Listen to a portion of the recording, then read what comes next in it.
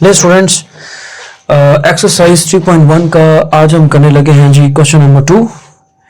तो सबसे पहले हम इसको समझते हैं कि ये क्या कह रहा है। कहता है in an isosceles right angle triangle the square of the hypotenuse is 98 centimetre. ठीक है, जो स्क्वायर है वो आपके पास है 98 सेंटीमीटर्स। ठीक है, खुद बता दिया उसने। Find the length of the equal sides. अच्छा, सबसे पहले मैं आपको एक बात बताता हूं कि आइसोसेलेस कहते हैं किसको है। ये देखें, आपने एक ट्राइंगल ड्रॉ करनी है, ऐसी ट्राइंगल जिसकी दो साइड्स अगर आपस में बराबर हैं, ठीक है, और ये आ गया आपके पास हाइपोटेन्यूज, ये आ गया जी आपके पास बेस, और ये आ गई एल्टीट्यूड। ये पहले आप समझ लें। अगर किसी भी ट्राइंगल की दो साइड्स बराबर हों, दो साइड्स अगर ये 2 सेंटीमीटर है और ये भी 2 सेंटीमीटर है, ठीक है ना, ये मैं मिसाल दे रहा हूं, ये सवाल का हिस्सा नहीं है, ये जस्ट मैं आपको समझाने के लिए कर रहा हूं। ठीक है, अगर किसी ट्राइंगल की दो साइड्स आपस में बराबर हों, उसको क्या बोलते हैं बच्चों? Isosceles right angle triangle. क्यों? क्योंकि इसके अंदर एक एंगल तो 90 का ही है ना। ठीक है, दोबारा सुनिए, आइसोसेलेस ट्राइंगल किसको कहते हैं? उस ट्राइंगल में अगर दो साइडें आपस में बराबर हों, दो साइडें आपस में बराबर हों, और यहां पे लफ्ज बोला उसने राइट एंगल ट्राइंगल, इसके और उनके दरमियान में 90 एंगल भी हो, तो उसको क्या बोलते हैं? Isosceles right angle triangle.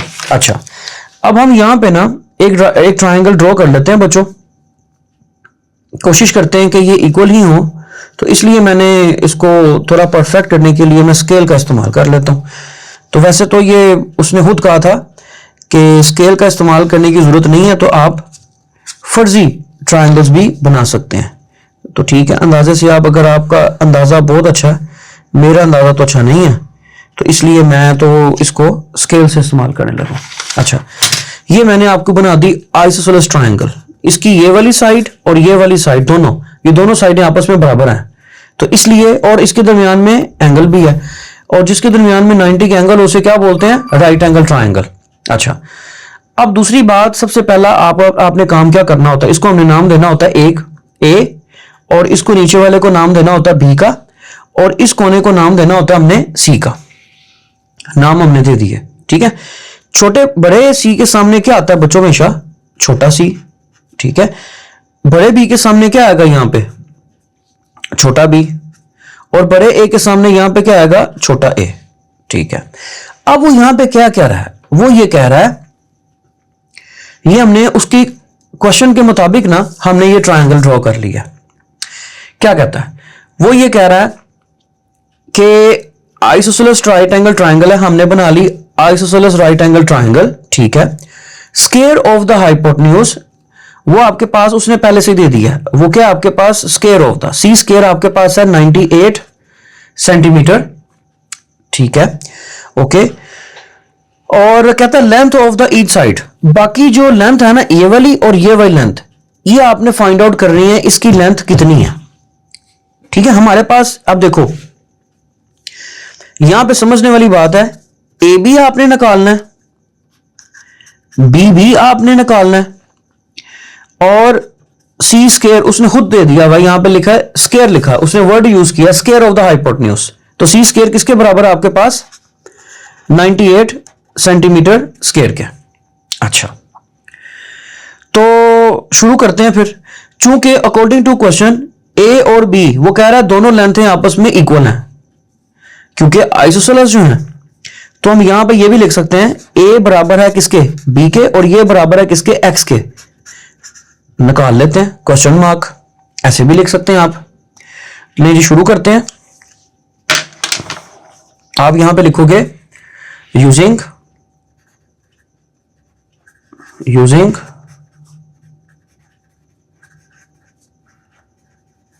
Pythagoras theorem किसके बराबर होता है बच्चों? हाइपोटेन्यूज का स्क्वायर इक्वल टू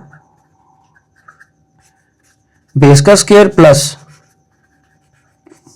परपेंडिकुलर का स्क्वायर, या किसके बराबर होता है आपके पास? सी स्क्वायर इक्वल टू ए का स्क्वायर प्लस बी का स्क्वायर। अच्छा, तो सी स्केयर हाइपोटेन्यूज सी को है, सी उसने पहले दिया हुआ, हाइपोटेन्यूज किसके बराबर है बच्चों 98 के। इसका आपने स्केयर नहीं लेना, ये ना हो कि आप इसके ऊपर स्केयर डाल दो, उसने पहले कह दिया हुआ कि ये स्केयर की ही वैल्यू है 98, ठीक है। अब ए स्केयर और बी स्केयर दोनों किसके बराबर हैं, एक्स के मैंने कर दिया, तो आप यहां पे भी एक्स लिख लें, एक्स का स्केयर, और बी की जगह पे भी आप क्या लिख लेंगे, एक्स का स्केयर, ठीक है ना। ए और बी किसके बराबर किया मैंने, एक्स के, क्योंकि वो खुद कह रहा है कि ये आइसोसेलेस ट्रायंगल है। अगर ये आइसोसेलेस ट्रायंगल है तो इसकी दोनों साइडें आपस में क्या है, बराबर है, तो ए और बी दोनों बराबर होंगे किसके, हमने कर दिया एक्स के, फर्स्ट किया ये एक्स के बराबर है, ठीक है। तो 98 एक्स स्क्वायर, एक्स से कितने एक्स स्क्वायर हो गए बच्चों, 2x स्क्वायर।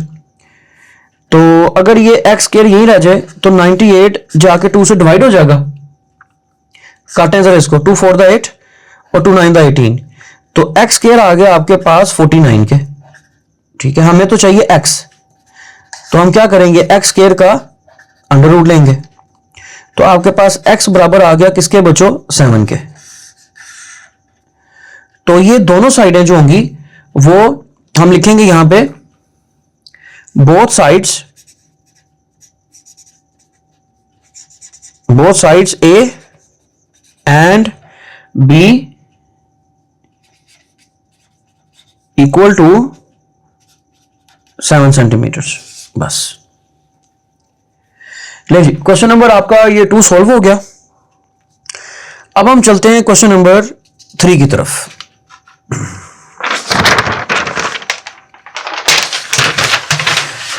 क्वेश्चन नंबर 3 क्या कहता है, कहता है एक लैडर है, लैडर का मतलब होता है बच्चों सीढ़ी, लैडर सीढ़ी, ठीक है। अच्छा, अब फर्स्ट क्या कहता है, एक लैडर है 10 मीटर लंबी है, is made to rest against a wall, ठीक है। अब देखो बच्चों, कोशिश करते हैं इसको बनाने की। अब फर्स्ट किया आपके पास ना ये एक दीवार है, ठीक है, इसको मैं लिख भी देता हूं यहां पे, ये आ गई जी आपके पास वॉल, ये दीवार है, और एक लैडर है, एक सीढ़ी है, ठीक है, ये उसके स्टेप्स हैं सीढ़ी के, ठीक है, ओके। अब वो ये कहता है कि अ लैडर है, ये लैडर आ गई आपके पास सीढ़ी, ये दीवार है, अगेंस्ट अ वॉल कितनी मीटर लॉन्ग है, 10 मीटर लॉन्ग है, तो इसकी जो वैल्यू आपके पास क्या आ गई, 10 मीटर, ठीक। इट्स लोअर एंड, ये जो सीढ़ी का जो आखिरी एंड है उसका, टचेस द ग्राउंड, इस ग्राउंड को टच कर रहा है दीवार से, ये दीवार से जो फासला है वो बता रहा है, इसको मैं ब्लैक कर देता हूं, ये कितना बता रहा है वो 6 मीटर, ठीक है, ओके। फिर कहता है एट व्हाट हाइट, वो कहता है इसकी हाइट बताएं, ये निकालनी है आपने, ये फिगर हमारे पास बन गई। आप मुझे खुद बताओ कि ये जो लैडर दीवार के साथ लगी है जिस तरीके से, क्या ये ट्रायंगल की शक्ल नहीं बन गई, बिल्कुल बन गई है। तो आप क्या करोगे, सबसे पहला काम, इसको नाम दे दो ऊपर वाले को ए का, यार यहां पे ग्रीन पेन था मेरे पास, चले मैं ग्रीन पेन यूज करता हूं, इसको नाम दे दें ए का, इसको आपने नाम दे देना है किसका, बी का, और इसको आपने नाम दे देना है बच्चों किसका, सी का। बड़े बी के सामने क्या आता है, छोटा बी, बड़े सी के सामने क्या आता है बच्चों, छोटा सी, और बड़े ए के सामने क्या आता है बच्चों, छोटा ए, ठीक है। उम्मीद करता हूं कि आपको नजर आ रहा होगा, मैं डार्क करने की कोशिश करता हूं, मेरे पास पेन यहां पे चले मिल ही गया मुझे, इसको यूज करते हैं, ये देखें, इसको मैं कर देता हूं बी, ये ए आ गया आपके पास, इसको थोड़ा डार्क कर देते हैं ताकि जरा विजिबल हो जाए। चलें, यहां तक समझ आ गई होगी आपको, ठीक है। अब यहां पे आपके पास क्या बन गया, ए है आपके पास क्या 6 मीटर्स, बी यहां पे किसको शो कर रहा है, वो हाइट को,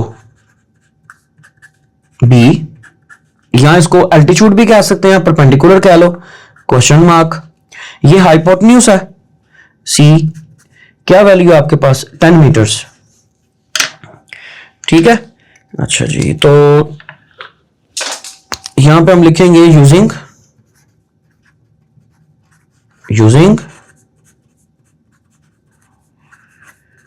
पाइथागोरस थ्योरम। तो पाइथागोरस थ्योरम क्या होता है बच्चों? हाइपोटेन्यूज का स्क्वायर इक्वल टू बेस का स्क्वायर प्लस एल्टीट्यूड का स्क्वायर, या सी का स्क्वायर इक्वल टू ए का square plus B square. Value put करते हैं तो देखें सी आपके पास क्या है बच्चों? 10। फार्मूले के मुताबिक उसके ऊपर स्क्वायर है तो 10 का स्क्वायर। ए आपके पास क्या है? 6। फार्मूले के मुताबिक ए स्क्वायर है तो बी के ऊपर 6 के ऊपर भी स्क्वायर आ जाएगा। बी की जगह चाहे आप एच लिख लें, चाहे आप बी ही रहने दें। 10 का क्या होता है? 100 और 6 का 36। चलिए बाकी क्वेश्चन में यहां कर देता हूं और ये आ गया आपके पास प्लस बी स्क्वायर। तो ये बी स्क्वायर किसके बराबर आ जाएगा? 36 माइनस होगा 100 माइनस 36। तो बच्चों 100 माइनस 36 आपके पास आ गया 64। ठीक है, हमें तो चाहिए अकेला बी। ये आपके पास है बी स्क्वायर, तो क्या करेंगे? अंडर रूट लेंगे, दोनों तरफ का कट गया, तो बी आ गया आपके पास 8 8 64। तो बी की वैल्यू आपके पास कितनी आ गई? 8 मीटर्स। ठीक है बच्चों, तो ये 8 मीटर हाइट है इसकी, यहां पे 8 मीटर ये हमने निकाल ली इसकी हाइट। तो उम्मीद करता हूं कि ये भी आपको समझ आ गया होगा। चलें, इसकी अब आपने प्रैक्टिस करनी है और कोशिश करें कि ये आपको अच्छे तरीके से पेपर्स में भी आप इसको हल करने के काबिल हो। Thank you ji.